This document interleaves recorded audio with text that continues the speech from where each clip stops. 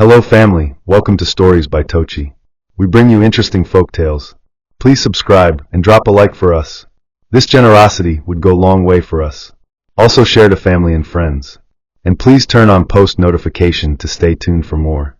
Thank you as you do so. Now let's get into the story. The early morning haze of a bean in Lagos was still hugging the market roofs when Yellow unlocked the steel shutters of her boutique. The chirping of birds mixed with the chaotic calls of hawkers as the city began to stir, but Yellow had been awake long before the sun cracked open the sky. Her fingers, rough from years of handling needles and scissors, moved gracefully over bolts of fabric in different textures: ochre, crepe, chiffon, and brocade. The smell of starch and new cloth was the perfume of her success. She had not inherited this life, she carved it, one stubborn stitch at a time. Everyone who passed her shop saw only the glossy finish, the vibrant window displays, the steady inflow of customers, the girls who ran errands in her name.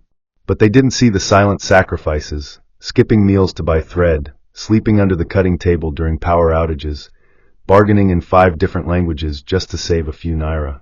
Yellow had earned every inch of her freedom, and despite the low murmur of other traders calling her Madam Taylor, she never once let pride blind her humility.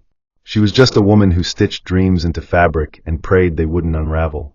Yet even in the midst of her calm rise, fate was arranging its chessboard, quietly pushing forward a man who would bring fire to all her threads. It was the day rain fell sideways in Lagos, the kind of afternoon that turned bike men into swimmers and gutters into oceans. The marketplace turned frantic, umbrellas flipped, trays toppled, and shoppers scrambled for shelter. Yellow had just returned from the local fabric supplier in Balagan when she saw a tall, drenched figure dash under her canopy. His white shirt clung to him like second skin, and his jeans were soaked up to his knees. She could have ignored him, just like she ignored the countless others who thought hiding near her boutique gave them a free pass to flirt or beg. But there was something oddly quiet about this man. He didn't beg or complain, he just stood, clutching a brown leather folder to his chest, like a boy lost in a storm. She offered him boiled corn and pear without saying much, and he accepted it with a nod of gratitude, not the overused "God bless you" most would chant. That small gesture, shared under the pale yellow bulbs in her shop, began a strange companionship. He introduced himself simply as Latana, recently graduated, searching for opportunities, and temporarily staying with a cousin in Suralere. There was a vulnerability in his voice that made him seem sincere, and Yellow, always drawn to things that needed fixing, felt her heart slip just a little. As days turned into weeks, Latana returned again and again. Sometimes with job applications he wanted help proofreading, other times with soaked shoes and weary eyes. He began bringing her roasted plantain from the market across the bridge, telling her it reminded him of his late mother. His stories were woven with tenderness, and Yellow, who had built her world on the sturdy back of logic, found herself moved by emotions she didn't know were still alive. It wasn't the flowers or the compliments that got her, it was the way he remembered small details. How she liked her zobo chilled, her hatred for tangled measuring tapes, her tendency to hum when stitching lace. They would sit on wooden stools after hours, laughing over her staff's blunders, or watching the city lights blink like tired eyes. He wasn't flashy. He didn't have a car or wear fine shoes. But he listened when she spoke, and for a woman who had spent so long being strong for everyone else, that was gold. Elo's friends raised brows. Her cousin Chisholm once whispered over Suya, "You know broke boys love the warmest laps, right?"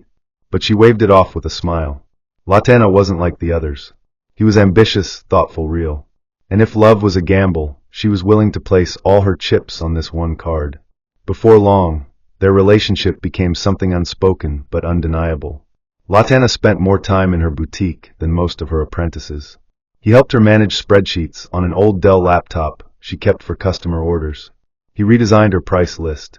He even suggested expanding to Lekki with an online delivery system, something she'd always dreamed of but never had the courage to try.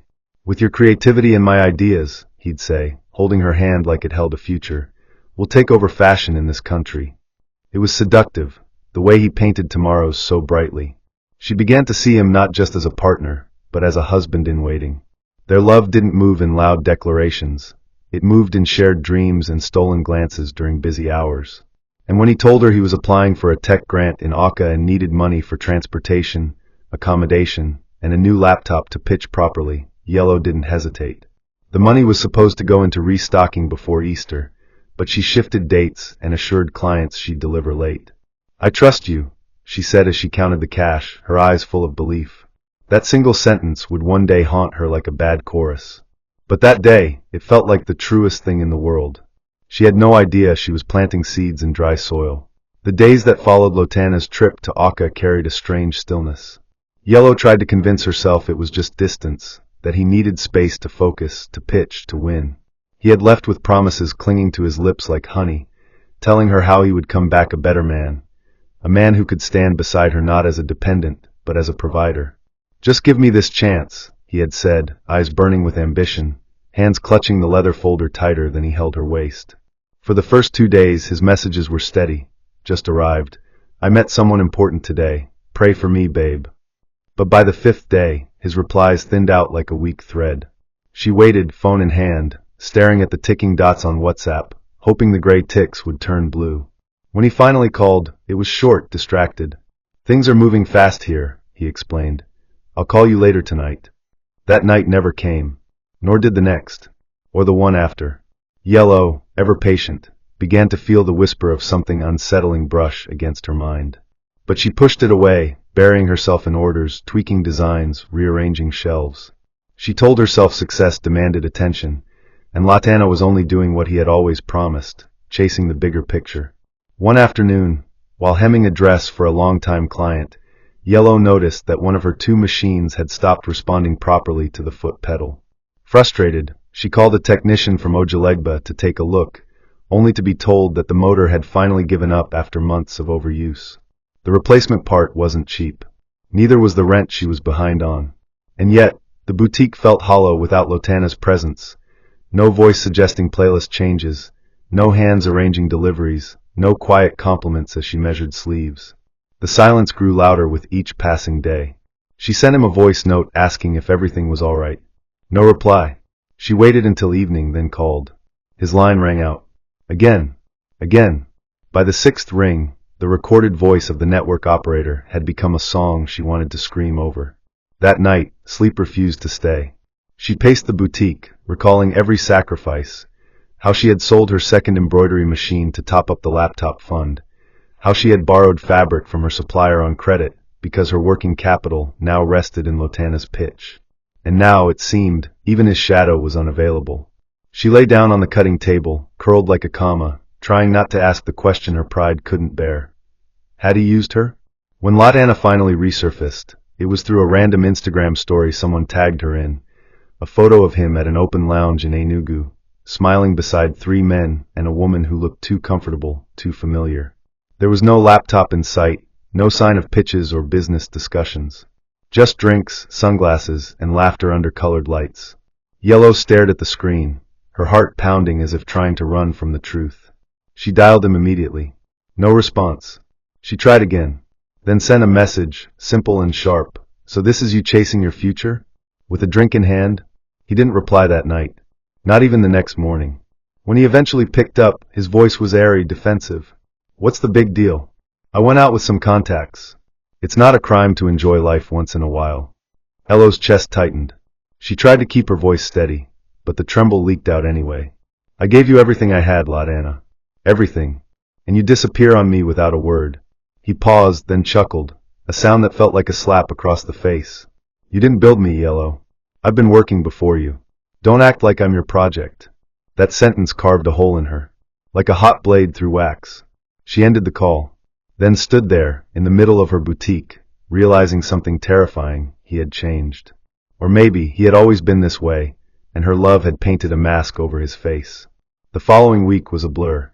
Yellow struggled to meet up with backlogged orders. Clients grew impatient. A few began murmuring that her quality had dropped. One angry bride even took her incomplete gown to another tailor, leaving Yellow's shop in a storm of insults. She cried in the storeroom that day, clutching a spool of thread like it could hold her together. Her staff noticed, but no one said a word. Pity clung to her like a wet wrapper. It was worse than shame. Then, just as she thought things couldn't crumble further, her landlord showed up with a final warning. She had 10 days to pay her rent or vacate the space. Her accounts were dry. Her supplier in ABA had called twice already asking for his balance. Everything was closing in like a collapsing roof. And yet, through all the wait, Yellow kept sewing, kept stitching, kept pretending. Because in her heart, despite the insult, despite the silence, she still hoped Latana would come back and say, "I made it, baby. I did it for us." But that hope, so frail and so stubborn, was like holding water in a basket. It didn't last. On the 11th night, she called him one last time. This time, the line didn't ring out. It didn't connect at all. The number had been switched off. Yellow had known heartbreak before, but nothing prepared her for the sharpness of betrayal disguised as silence. It wasn't loud or theatrical like in the movies. It was quiet, heavy, and shameful. It crawled into her bones slowly, like cold harmattan wind slipping under the cracks of a closed window. For days, she moved like someone displaced from their own life, waking up to routines that had lost their color, sewing gowns with hands that trembled more from confusion than fatigue. Her boutique in Abine still stood, but it had lost the glow that once made it the pride of that street. Customers came, yes, but Yellow was no longer truly present. Her eyes, once vibrant with confidence, now flickered with unspoken questions. Lotana's silence had gone from days to weeks, and somewhere deep inside her, something had snapped. It wasn't a clean break. It was messy, like fabric tearing along a wrong seam. She no longer tried to contact him. No more messages. No more calls. But the ache stayed, tucked between her ribs, reminding her with every breath that love, when one-sided, is nothing but an expensive illusion. She didn't tell anyone. Not even Ifioma. What would she say? That the man she sold her business for had vanished into thin air with her savings and possibly her dignity. On a dusty Tuesday morning, Yellow was sweeping the shop floor when a message popped up on her phone. It was from Ifioma, short and jarring. "Babe, is this a joke or what am I looking at?" Attached was a photo, casually taken and obviously meant for social media, a wedding invitation card, gold and white, sitting pretty beside two wine glasses on a tablecloth embroidered with the words "Love always wins." Elo's hand stiffened, broom paused mid-sweep. Her heartbeat felt like thunder trapped in a box. With shaking fingers, she zoomed in. There it was, printed clearly, as if the ink itself was mocking her. Latana Chuka Obi weds Cynthia Adagok. No mistaking it. Her breath caught in her throat. The date was 2 weeks away, the venue somewhere in Enugu she had never heard of. For a full minute, her body didn't move. She just stood there, phone in hand, staring at a truth so cruel it made her ears ring. Not only had Latana moved on, he had moved on without explanation, without confrontation, without even a goodbye.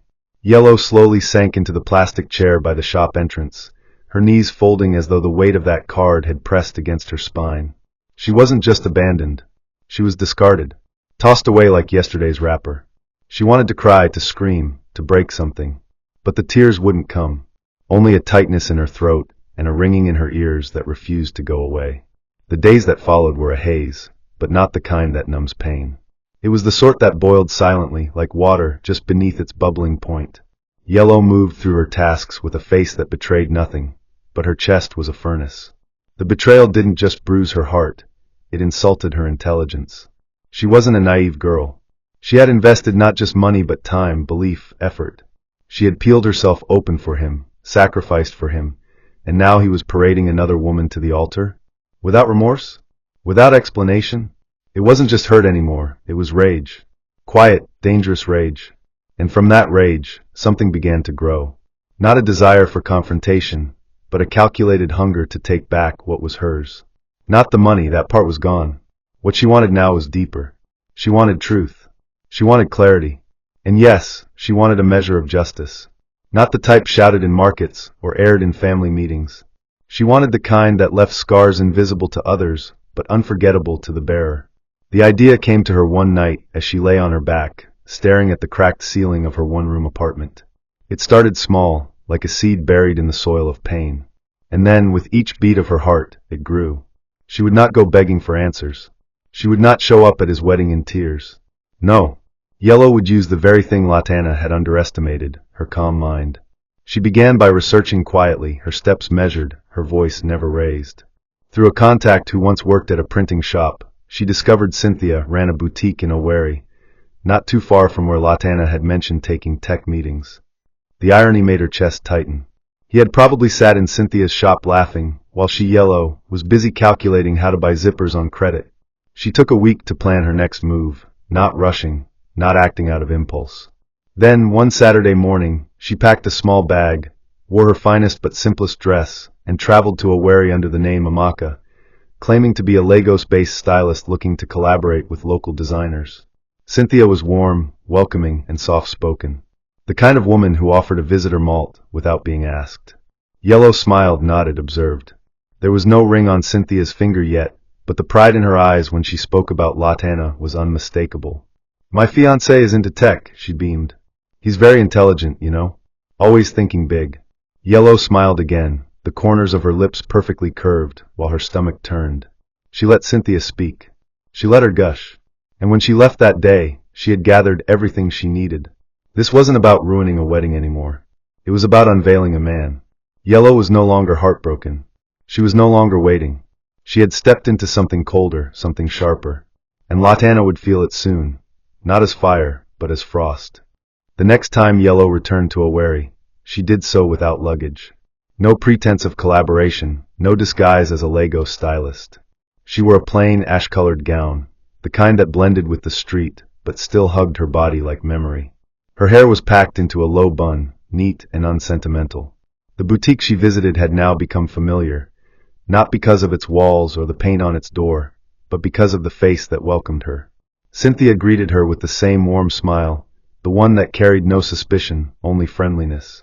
There was a softness about Cynthia, the type found in people who hadn't learned to doubt. She reminded Yellow of who she used to be, trusting, generous, always looking for the light in someone else's eyes. They sat again in that back room where swatches of fabric hung from the walls like trophies, where a sewing machine hummed gently in the corner. They spoke of business, trends, customers, but with every word, Yellow guided the conversation, gently steering it like a river flowing toward a hidden cliff. This time, she asked subtle questions about Cynthia's fiancé. Not too many. Just enough. Cynthia, like a reed in the wind, swayed with honesty. She didn't hide the details. Latana had introduced her to a few investors. He had promised to build her an e-commerce site. He was charming, visionary, responsible. Yellow kept nodding, sipping her malt slowly. With each nod, a thread inside her tightened. The picture was becoming clearer. The lies weren't just deep, they were layered. Yellow didn't speak to anyone on her way back to Lagos. She took the night bus, her seat by the window, eyes open all through the journey as the darkness rolled past like a living shadow. The road was long, pocked with silence and soft snores from strangers. She didn't sleep. Instead, she replayed everything. Latana had told Cynthia the same things he once told her, about his dreams, his hustle, his plans for the future. It wasn't love he had been chasing, it was a ladder. A ladder made of women who trusted too easily. What stung wasn't just the betrayal, but the laziness of it all. He hadn't even changed his lines. The same sweet promises, delivered with the same voice, only to a new listener. Yellow reached for her bag and pulled out her old brown notebook. It had once been her budgeting journal, a record of every kobo that passed through her business. Now it had a new purpose. She began writing, figures, dates, receipts, transaction references. She pulled screenshots from her phone and printed them at a cyber cafe in Mushin. She transcribed voice notes, dug through old emails, found the exact day she wired him $50,000 for a business meeting that turned out to be dinner with Cynthia. The book became heavier by the day, not with paper, but with proof. Yellow wasn't rushing. She was building. Carefully. She had no plans to storm his wedding or throw a fit in public. No. Her revenge had to be smarter than his betrayal. And most importantly, it had to be quiet. She made her next move through a friend of a friend, someone she once helped with a dress for her traditional wedding. The woman's cousin, a graphics designer in Enugu, had worked on a wedding invitation for a big tech guy marrying a boutique owner. Yellow smiled when she heard that. She asked no direct questions. Instead, she requested a favor. A soft inquiry. The designer, unaware of the full picture, agreed to send her a preview file of the invitation for inspiration. It came in an email, crisp, beautiful, decorated in champagne gold. The same font as the photo Ifioma had sent her. But now it felt more real, more intimate. The RSVP number, the full venue details, the schedule of events, all laid bare. Yellow printed the invitation and folded it neatly into her notebook. She spent the next few days preparing what she called the envelope. It contained her brown ledger, photocopies of receipts, photos of her with Latana, chat printouts, and a carefully written letter, not desperate, not angry, just truthful. The kind of truth that couldn't be denied. She addressed it simply, to Cynthia Adigoke, in care of the woman you don't know but should. She packaged it neatly in an unbranded envelope, plain white, with no return address. And then, through a courier service, she sent it directly to Cynthia's boutique in Owerri. When the parcel left her hand, Yellow didn't feel relief. She felt nothing. Just the way someone feels after sewing a garment for too long. It's done, it's out, and now the silence returns. The reaction didn't come immediately. For 3 days, Yellow carried on as if she had sent nothing at all. She swept her boutique, took measurements for the few customers who still remained loyal, and continued paying off debts in trickles. But deep inside, she could feel the tension curling like smoke. On the 4th day, her phone rang at exactly 9:12 a.m. She didn't recognize the number. When she answered, a soft, slow voice greeted her. "Good morning, this is Cynthia." There was a pause. Not the kind that waits for permission, but the kind that needs time to swallow pain. I don't know what to say," Cynthia continued. "I received your package." Another pause. This one heavier. "I read everything." Yellow said nothing. She waited. Cynthia exhaled through the line. "You didn't have to be so kind about it. You could have just ruined us. But instead, you showed me what I couldn't see." The line went quiet again and then ended with something unexpected. "Thank you." That night, Yellow stood on her balcony, watching the blinking traffic of Lagos with a strange peace in her chest. Not because she had hurt anyone, but because she had broken the silence with truth. And sometimes the truth doesn't roar. Sometimes it whispers, and still shakes the ground beneath your feet. The news didn't come as a thunderclap. It seeped in like a slow drizzle, unannounced but unmistakable. Yellow had just finished hand-stitching the final bead on a midnight blue gown, when her phone lit up with a message from Ifioma. No emojis this time. Just a screenshot. A social media post from one of Lotana's groomsmen. A picture taken outside a well-decorated event center in Enugu. The caption reading, "Well, some weddings just don't hold. We move." Yellow stared at it without emotion, the same way one stares at the final episode of a story they've been reading for too long. Her hands didn't shake, her chest didn't rise. It was confirmation, not surprise.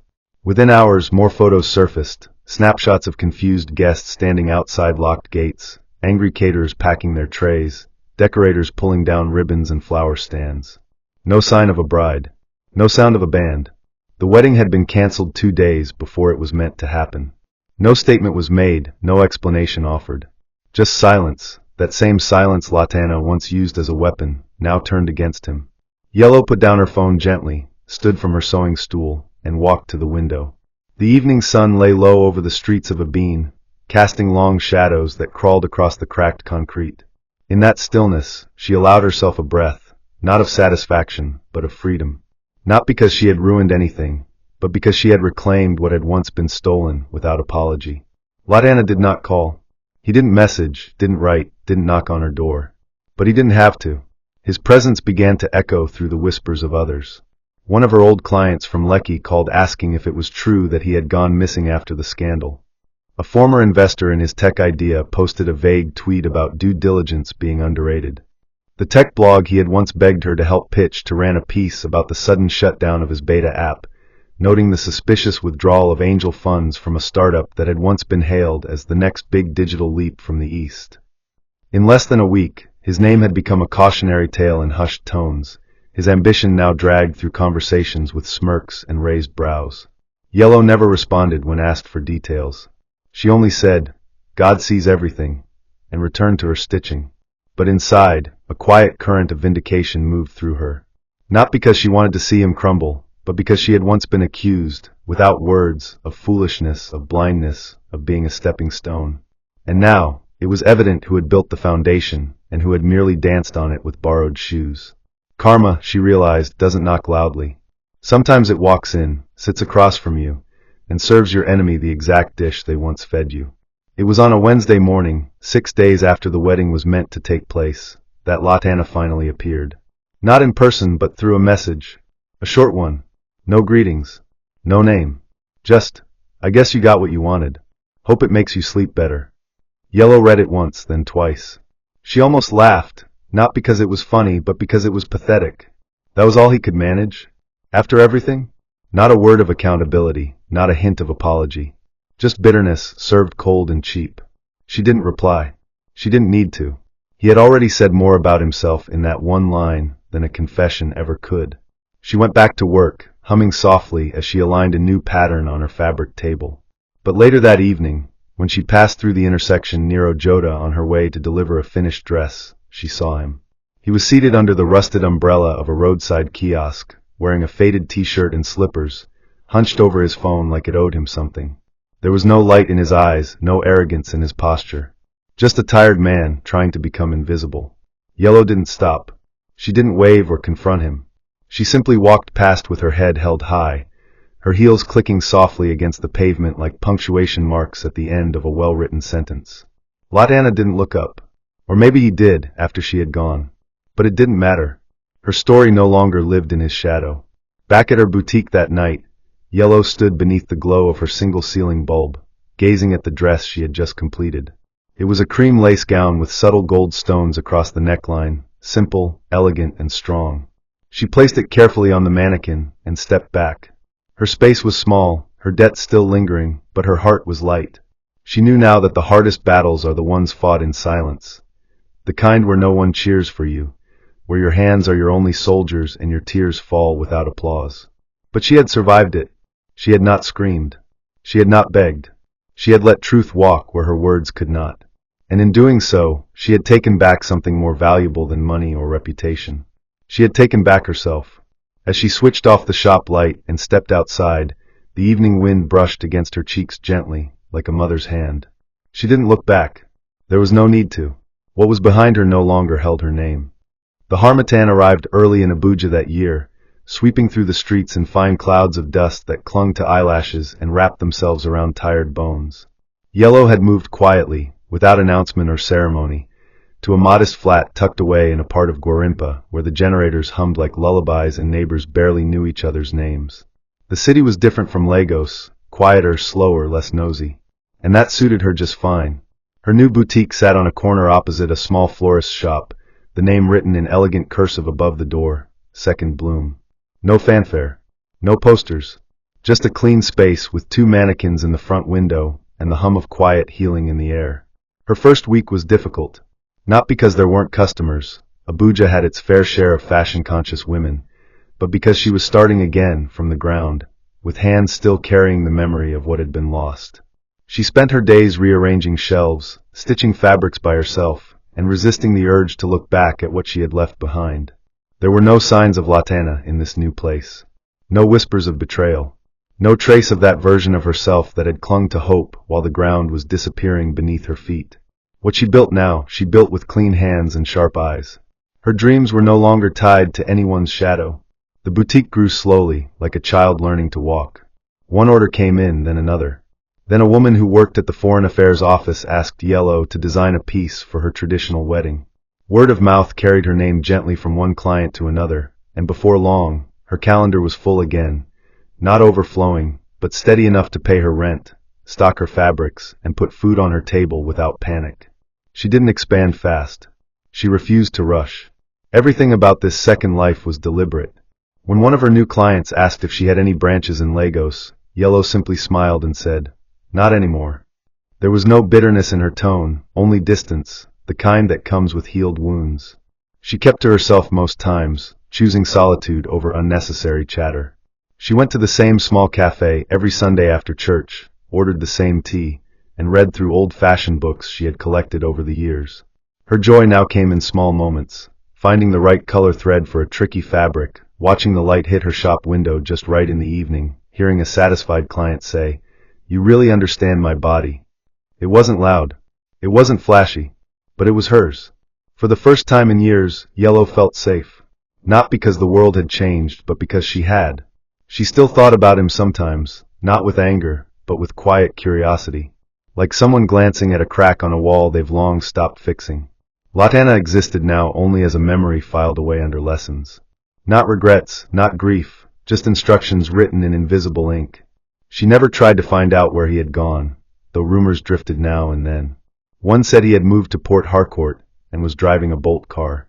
Another said he had gotten into trouble with a woman who threatened to arrest him over unpaid debt. But none of it mattered to her anymore.